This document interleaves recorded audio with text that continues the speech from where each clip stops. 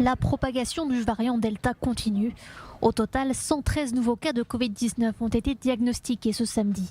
Le nombre de tests positifs est passé en un jour de 0,4 à 0,57%. Ces nouveaux cas positifs ont été identifiés dans 37 localités différentes. Plusieurs d'entre elles voient leur note dégradée en raison d'une hausse des contaminations, notamment dans le centre du pays. Tel Aviv est devenue une ville jaune. C'est aussi le cas de Kfar Saba et Herzliya. La localité de Kochav Yair a rejoint l'agglomération de Modine dans la liste des villes oranges. La ville de Binyamina est toujours la seule ville rouge.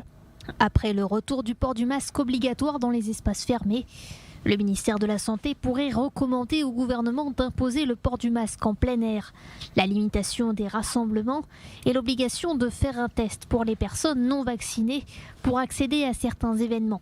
Le Premier ministre Naftali Bennett assure que le gouvernement ne cherche pas à imposer de nouvelles restrictions cet été. Notre approche est simple, protection maximale des citoyens israéliens avec un minimum de restrictions quotidiennes. Port du masque au lieu de restrictions, vaccination au lieu de confinement. Quiconque peut se faire vacciner ne le fait pas, mais simplement en danger lui-même, en hébreu simple, son entourage aussi. Pour répondre aux critiques répétées sur la gestion de la crise à l'aéroport Ben Gurion, le Premier ministre a nommé un coordinateur de la lutte anti-corona aux frontières d'Israël, le général Roni Nouma, chef du commandement central des forces de défense israéliennes. Il était auparavant chargé de la gestion de la crise sanitaire dans le secteur orthodoxe. Pour l'heure, pas de changement dans les mesures qui concernent les voyageurs, ce qui n'empêche pas certains d'imaginer des sanctions en amont.